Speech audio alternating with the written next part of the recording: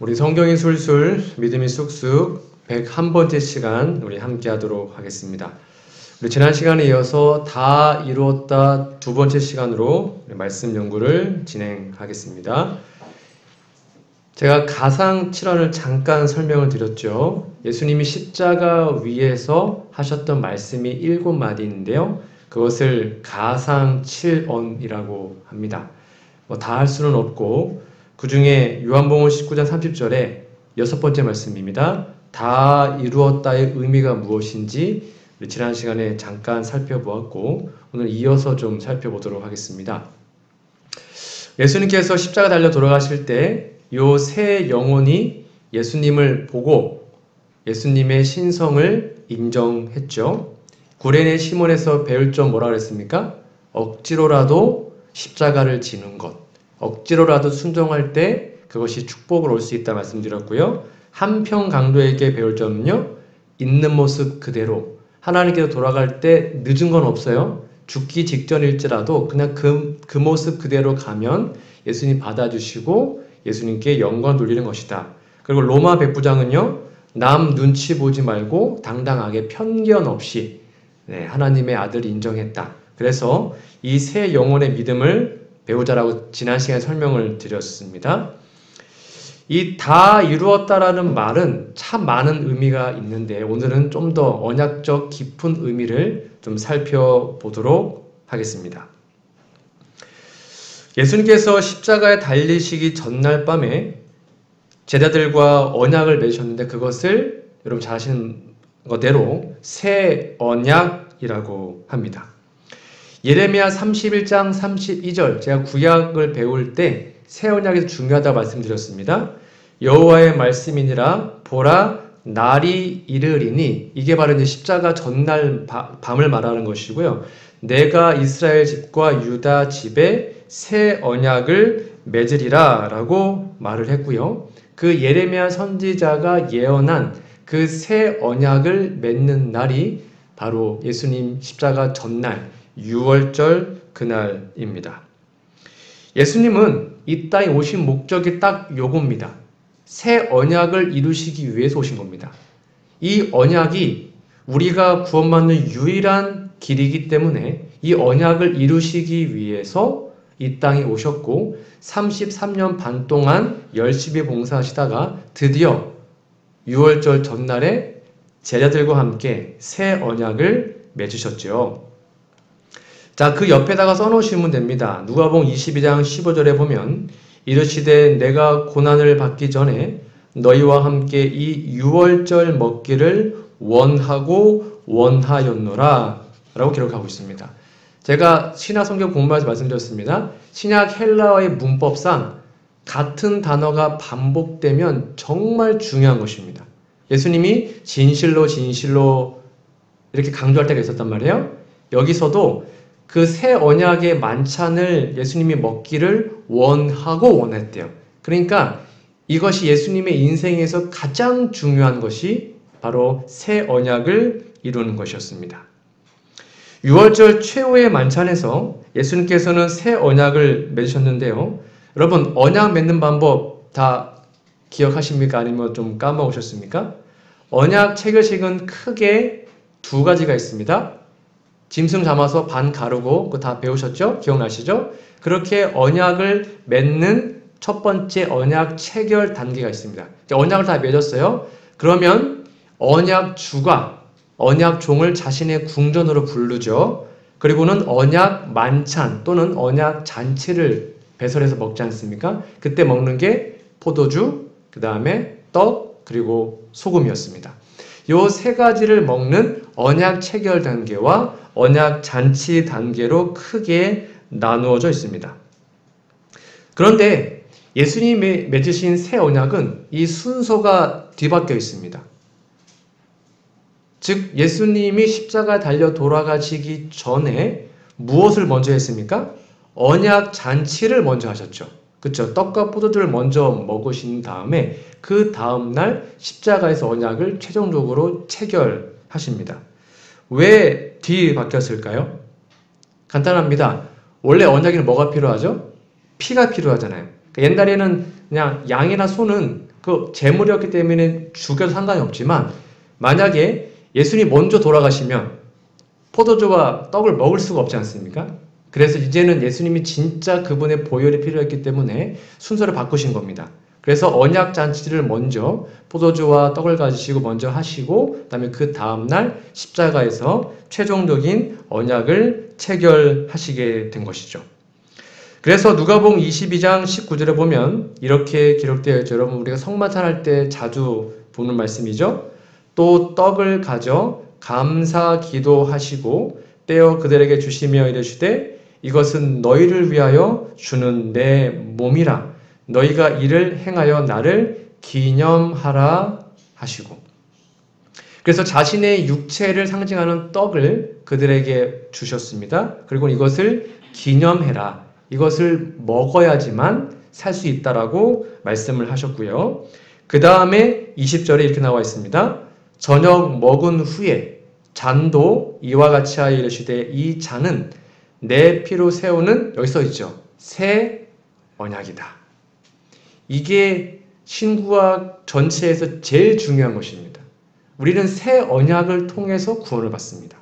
그래서 예수님이 이 잔과 떡을 다 나누신 다음에 이 피가 내 새 언약이다. 곧 너희를 위하여 붓는 것이라. 여러분 새 언약의 핵심이 뭐라고 했습니까? 왜 새 언약을 하나님께서 하셔야만 했죠? 이유는 간단합니다. 새 언약은 죄의 완벽한 용서와 우리의 구원을 위한 것입니다. 그것이 아니면 새 언약의 의미가 없어요. 그래서 예수님은 자신의 몸과 자신의 피로 상징된 떡과 포도즙을 그 유월절 전날에 함께 나누시면서 너희를 위하여 이 말은 뭐냐면 너희의 구원을 위하여란 말이죠. 이것을 위해서 언약을 맺으신 겁니다. 즉 언약에선 가장 중요한 게 뭐라 그랬냐면 맹세라 그랬죠. 내가 내 모든 걸 걸고 내 목숨을 걸고 이것을 반드시 이행하겠다 라는 그 언약의 맹세를 지금 예수님이 하고 계신 겁니다. 무엇으로요? 자신의 몸과 자신의 피로. 그 말은 뭡니까? 내 목숨을 버려서 너희를 구원하겠다라는 말과 같은 것이죠. 이 이야기가 여러분 우리가 창세기 15장 배울 때 기억나시는지요? 아브라함 언약. 창세기 15장 17절에서 아브라함이 하나님과 언약을 맺으셨던 거 기억나시죠? 이때 해가 져서 어두울 때 연기나는 화로가 보였어요. 그리고 타는 횃불이 이게 바로 하나님을 상징하죠. 하나님이 쪼갠 고기 사이로 지나가십니다. 그래서 그때 설명드렸습니다. 이때 많은 성경 주석가들은 아브라함만 지나갔고 하나님은 안 지나갔다라고 해석을 합니다. 그런데 유일하게 우리 부저와 선지자 즉 화인 여사는 이때 아브라함도 지나갔고 그 다음에 타는 횃불 즉 하나님도 지나갔다라고 둘 다 기록을 합니다.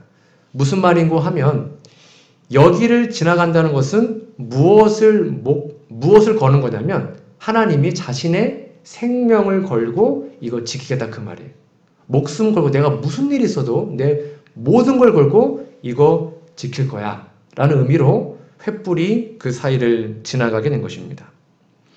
그렇다면 이제 언약 잔치를 한다고 해서 언약이 체결된 것입니까? 아니죠. 아직 언약의 비준, 피가 필요하죠. 그래서 그 다음날 예수님의 십자가가 이제 다가오고 있는 것이죠.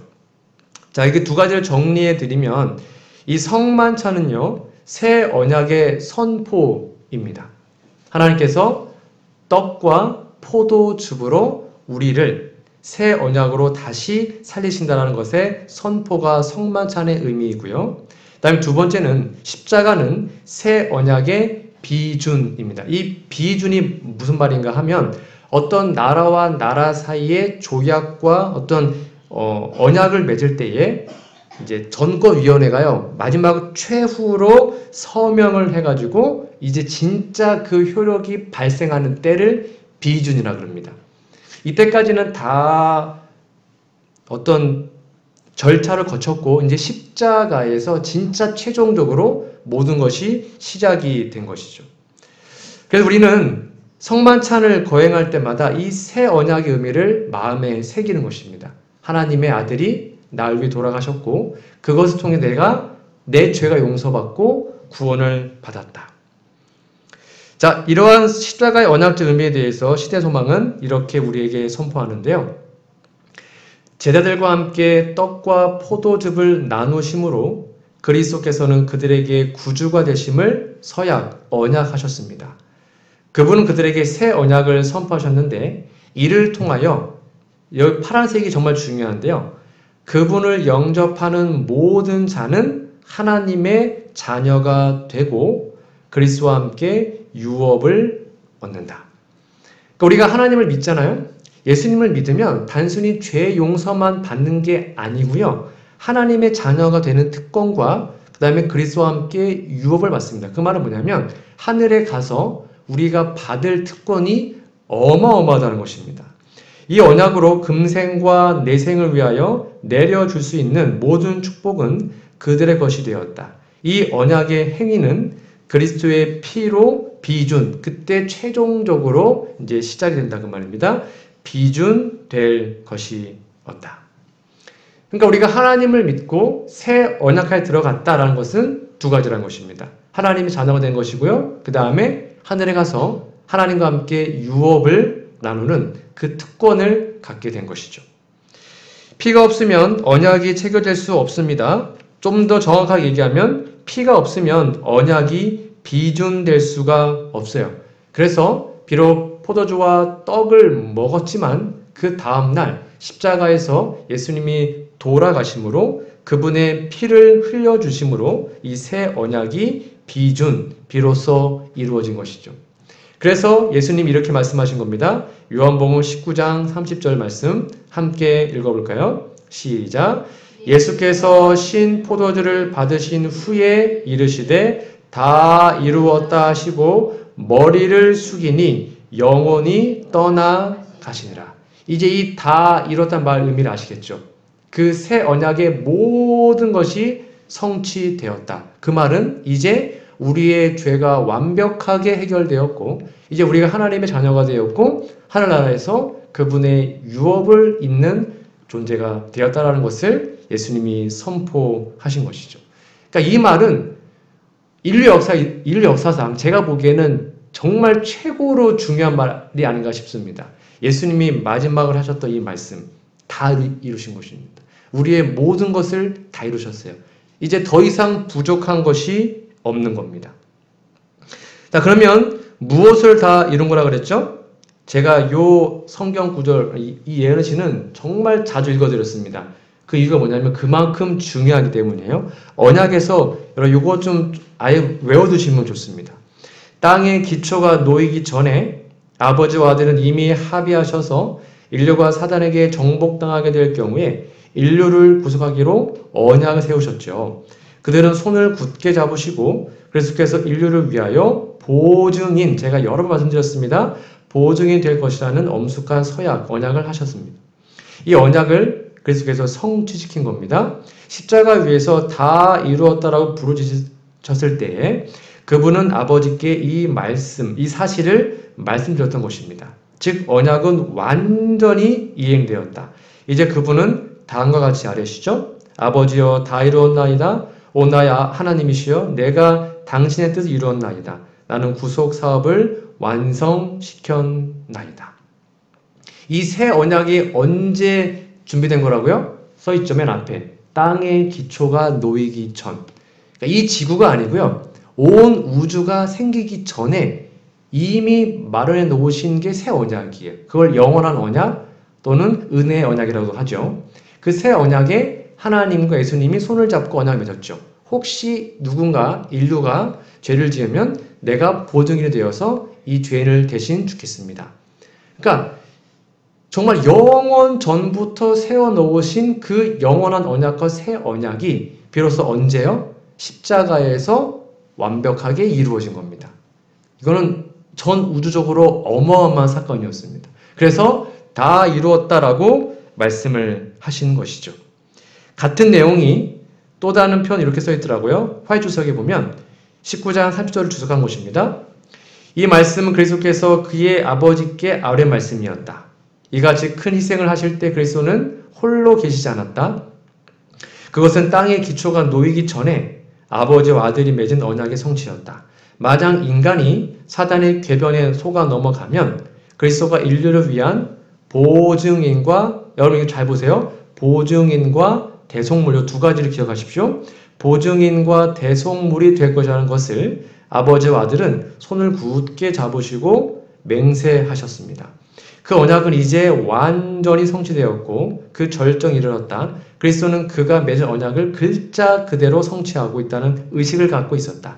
죽음으로 그는 정복자 이상이 되셨다. 구속의 값은 치루어졌다. 이걸 예수님은 알았고 믿었습니다. 그래서 다 이루었다 라고 부르짖으신 다음에 십자가에서 운명하신 것이죠. 여러분 재밌게도 이때 당시에 예수님 당시에 이 다 이루었다라는 말을 언제 한지 아십니까? 크게 두 가지 상황에서 했다고 합니다. 첫 번째는 언제냐면 전쟁 중이에요. 최고 사령관이 전쟁의 승리를 예견할 때 다 이루었다. It is finished. 이렇게 설명했다고 합니다. 이렇게 말을 했대요. 그러니까 하나님과 사단 사이의 대쟁투가 이제는 끝난 것이죠. 예수님의 완벽한 승리로 전쟁에서 끝난 것이고요. 그 다음에 두 번째가 뭐냐면 채권자가 채무자의 모든 빚을 다 탕감해주고 회계장부 그 밑에다가 다 끝났다, 다 이루었다라고 기록했다고 합니다. 이게 예수님 당시에 두 가지 상황이었대요. 근데 이게 오늘날 우리에게도 그대로 적용되는 것입니다.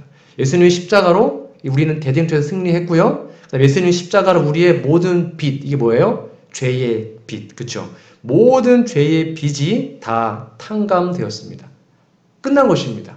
다 값을 치른 것이에요. 완벽하게 그 값을 치르셨습니다. 그래서 그것이 바로 대쟁투의 승리의 비결이었죠. 세상 임금 사탄은 십자가에서 완벽하게 패배한 것입니다. 이어서 볼까요? 그분은 제자들에게 다음과 같이 말씀하셨다. 이 세상 임금이 오겠음이라. 그러나 저는 내게 관계할 것이 없느니라. 이 세상 임금이 심판을 받았음이니라.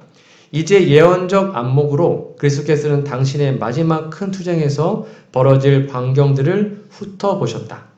예수께서는 당신이 다 이루었다라고 부르실 때 온 하늘이 개가를 부를 것을 아셨다. 그분의 귀에는 멀리서 들려오는 음악과 하늘 조성에서 들려오는 승리의 함성이 들렸다. 그분은 그때에 사단의 제국의 멸망을 고하는 조종이 울릴 것이며 그리스도의 이름이 온 우주를 통하여 이 세계에서 저 세계로 선포될 것을 아셨다. 이렇게 예수님은 모든 것을 이루신 겁니다. 여러분, 왜 사탄이 이때 십자가에서 패망한 것입니까? 여러분, 사탄이 바보입니까? 만약에 예수님이 십자가에서 죽으시는 것이 본인이 전쟁에서 패배하는 거라면 사탄이 예수님을 십자가에 몰고 갔겠습니까? 십자가의 달력에 막 몰아붙인 게 누구였어요? 사탄이었잖아요. 근데 본인이 막 몰아붙였는데 예수님이 돌아가시자 본인이 패배했어요. 이게 무슨 말일까요? 사탄이 그걸 몰랐을까요? 알았을까요? 왜 사탄은 십자가로 이 모든 것이 끝날 걸 알고 그렇게 한 건가요? 그러면 바보 아닌가요? 본인이 몰아놓고는 본인이 패배를 해요? 이게 어떠한 의미였을까요? 하나님의 나라는 언약을 통해서 세워졌죠. 그리고 그 기초는 율법입니다. 사단은 대쟁투 초기부터 줄곧 두 가지를 말했죠. 하나님은 사랑이 아니다. 그렇죠? 그게 하늘에서의 대쟁투의 시작이었어요. 그리고 하나님의 율법은 불공평하다. 이 율법은 지킬 수 없다. 라는 것이 끊임없는 말이었습니다. 그래서 이 율법을 뭐 해야 된다? 없애야 된다. 폐해야 된다라고 사단이 끊임없이 얘기를 했죠. 그러니까 사단 입장에서는 보세요. 죄인이 생겼습니다. 아담과 하와가 죄를 졌단 말이에요. 본인도 하늘에서 죄를 졌기 때문에 이 땅으로 쫓겨났단 말이죠. 그러면 사단 생각에서는 결코 죄인이 용서받을 길이 없는 거예요. 왜요? 하나님 공평하시니까. 만약에 죄인을 용서하면 나도 용서해야지. 그러니까 죄인은 구원받을 길이 없다라고 생각을 한 것이죠. 그런데 사단이 모르는 것이 하나 있었습니다. 그게 바로 뭐였습니까? 그게 바로 비밀의 경륜이었습니다. 사랑과 공의는 원래 하나로 될 수가 없습니다. 공의는 죄인을 멸하라 그럽니다. 율법은 그렇죠. 죄에 있어서 사망이니까. 근데 하나님의 사랑은 죄인이 용서받아야 됩니다. 자신의 자녀니까. 그러니까 어떤 죄인이 있을 때 이 죄인을 죽이면 사랑에 위배되고 이 죄인을 살리면 공의에 위배됩니다. 그러니까 사단 입장에서는 이게 좋아질 수가 없는 거예요. 그의 생각에서는. 그런데 그것을 하나님은 비밀의 경륜에 붙이시고 하나님의 아들 예수님이 뭘 쓴 거예요? 보증인이 되셔서 하나님이 대신 인간을 위해 죽으시는 그 경륜을 발동하신 겁니다. 그러니까 사랑과 공의가 다 충족이 된 것이죠. 이때 사단이 십자가에서 완벽하게 패배를 당하게 된 것입니다. 십자가는 이 모든 사탄의 주장을 일치시키고 사탄의 논리를 백지화시켰습니다. 사탄의 논리가 뭐라 했어요? 하나님 사랑이 아니야. 십자가에서 그분의 사랑이 증명되었습니다. 하나님의 율법은 공평하지 않아. 십자가에서 그분의 율법이 공평함이 증명되었습니다. 사탄의 모든 말이 거짓임이 십자가에서 판명된 것이죠. 이제는 온 우주에 영원토록 더 이상 죄의 유혹이 있을 수가 없게 된 것입니다. 완벽한 승리였죠. 그것 예수님이 아셨기 때문에 다 이루었다라고 말씀을 하시는 거예요. 그래서 사도 바울이 갈라디아서 3장 13 이렇게 설명하고 있죠. 여러분 잘 아실 말씀이죠. 그래서 우리를 위하여 저주를 받은 바 되사 율법의 저주에서 우리를 속량하셨으니 율법의 저주는 멸망받는 것입니다. 근데 그 값을 치른 거예요. 기록된 바 나무에 달린 자마다 저주 아래에 있는 자라 하였습니다. 이게 신명 21장 22절, 23절에 기록되어 있죠. 이렇게 모든 저주를 그분이 당하심으로 하나님의 아들이 모든 것을 해결하심으로 결국 다 이루신 겁니다. 예수님께서는 나무 십자가 위에서 우리가 받을 율법의 저주를 몸소 받으시고 언약 보증인의 사역을 다 이루셨습니다. 제가 아까 두 가지 단어 좀 기억하라 그랬죠? 그게 바로 요 단어입니다.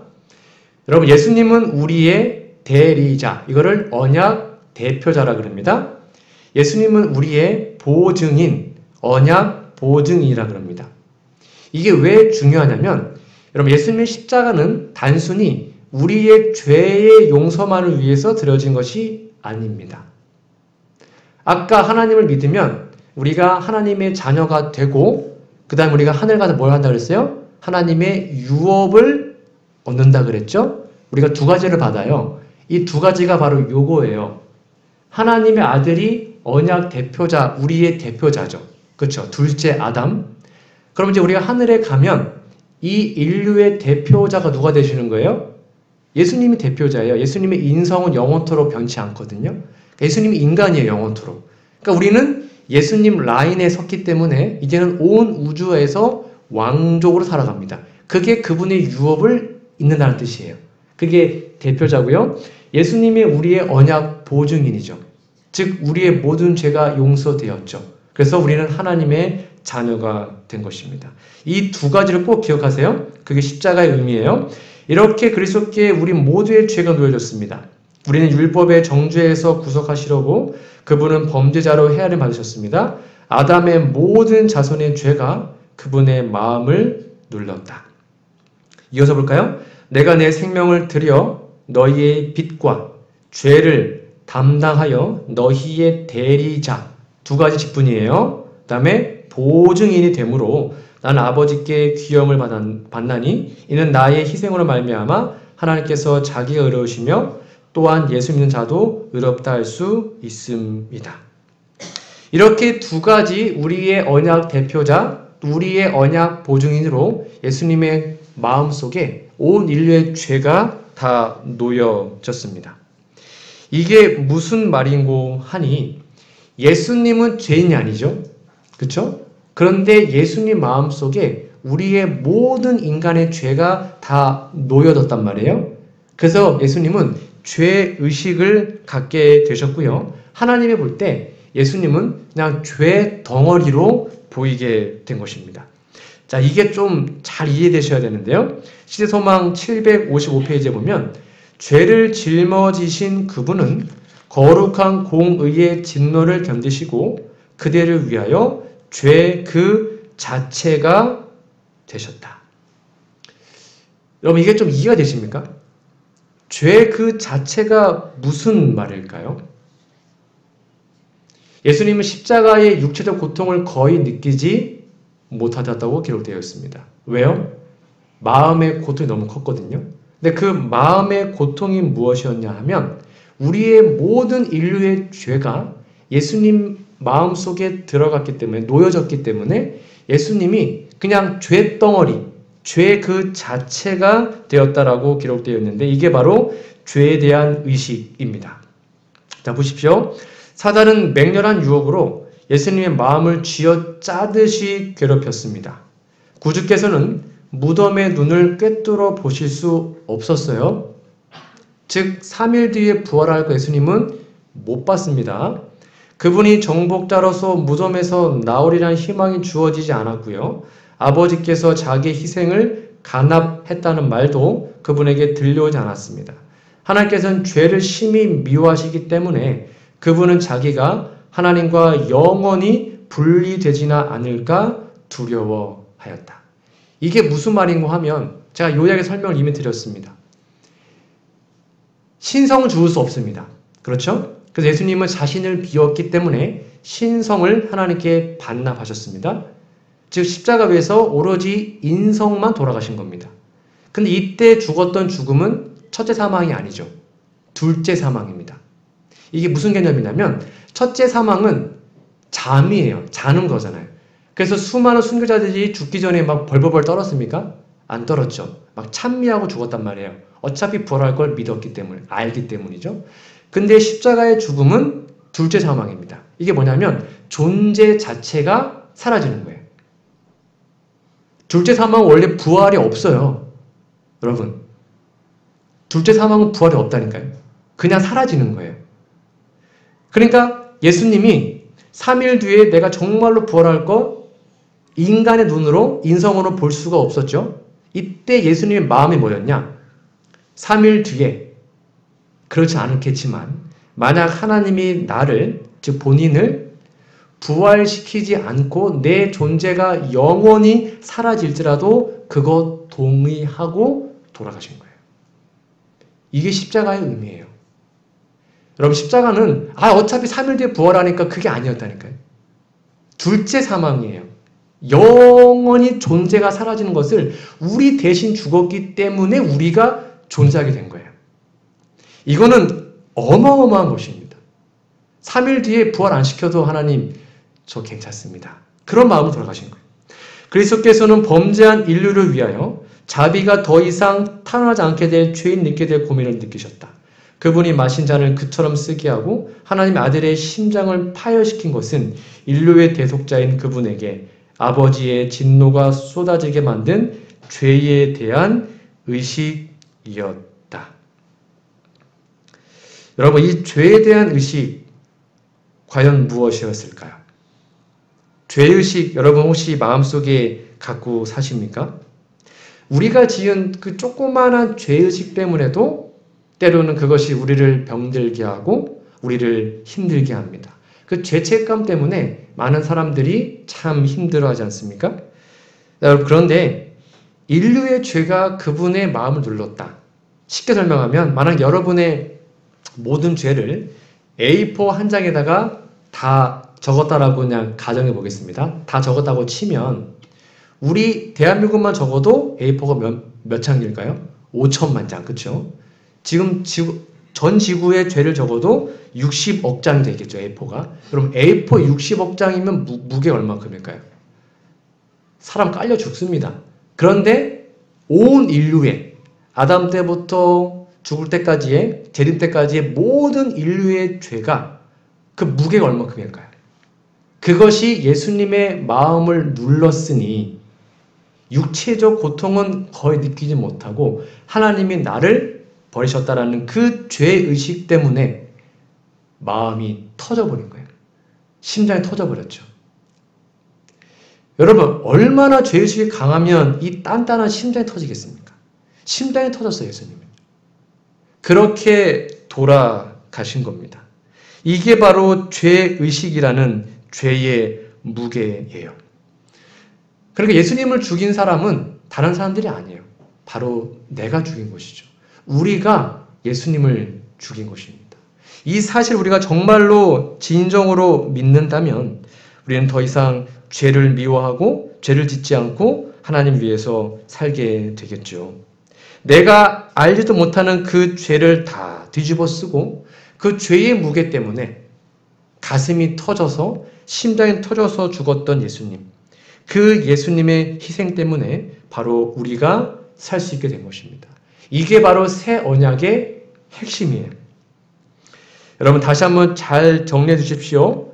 죄를 짊어지신 그분은 거룩한 공의의 진노를 견디시고 그대를 즉 우리를 위하여 죄 그 자체가 되셨습니다. 그분이 마신 잔을 그처럼 쓰게 하고 하나님의 아들의 심장을 파열시킨 것은 인류의 대속자인 그분에게 아버지의 진노가 쏟아지게 만든 죄에 대한 의식이었던 것이죠. 그러므로 여러분 이제는 십자가의 의미를 다시 한번 잘 정리해 보시기 바랍니다. 십자가는 예수님께서 언약의 제물로서 언약의 대표자로서 언약의 보증인으로서 창세 전에 바로 성부와 맺은 영원한 언약, 구약의 모든 언약들, 즉 아담 언약, 아브라함 다 배웠습니다. 우리가 아담 언약, 아브라함 언약, 다윗 언약 등을 성취하셔서 이 모든 것을 새 언약으로 세우시고 죄로부터 하나님의 나라의 승리를 선언하신 전 우주적인 사건입니다. 이제는 영원토록 죄가 있을 수 없습니다. 끝난 것입니다. 우리의 완벽한 구원과 우리의 모든 것이 십자가에서 이루어진 것이죠. 그러면 여러분 혹시 마음속에 힘들 때마다 이 말씀을 꼭 기억하시기 바랍니다. 여러분 한 영혼의 가치는 너무나도 큽니다. 한 영혼의 가치를 누가 능히 평가할 수 있겠는가? 만약 그대가 그 가치를 알고자 하면 겟세마네 동산으로 가서 거기서 그리스도께서 핏방울과 같은 땀을 흘리면서 몹시 고민하신 그분을 주목하여 보라. 십자가에 달리신 구주를 바라보라. 나의 하나님 어찌하여 나를 버리셨나이까 하는 낙담의 부르짖음을 들어보라. 상처를 입은 머리와 찔린 옆구리와 상한 발을 바라보라. 그리스도께서 온갖 위험을 무릅쓰신 것을 기억하라. 우리의 구속을 위하여 하늘 자체가 위험을 무릅썼던 것이다. 그 다음에 마지막 같이 읽어볼까요? 시작. 한 명의 죄인을 위해서라도 그리스도께서 당신의 목숨을 버리셨을 것이라는 사실을 기억하면서 십자가에 가까이 나아간다면 거기서 그대는 한 영혼의 가치를 평가할 수 있을 것이다. 여러분 한 명 한 명의 가치가 얼만큼이라고요? 여러분 한 명을 위해서라도 예수님은 십자가에서 죽으셨을 거예요. 우리 한 명의 가치는 온 우주라도 바꿀 수 없는 정말 위대한 가치가 있습니다. 그러니 여러분 결코 낙담하거나 의심하지 마시고 여러분의 있는 모습 그대로 그분께로 나아가셔서 나의 대리자요, 나의 구속자요, 나의 언약 보증인 그 예수님이 나의 모든 죄의 빚을 다 갚았음을 믿으시고 담대하게 그분의 보좌로 나아가시고 그리하여 십자가를 바라봄으로 진정한 구원과 평강을 누리는 우리 모두가 되기를 간절히 바라며 오늘 말씀 연구를 마치도록 하겠습니다.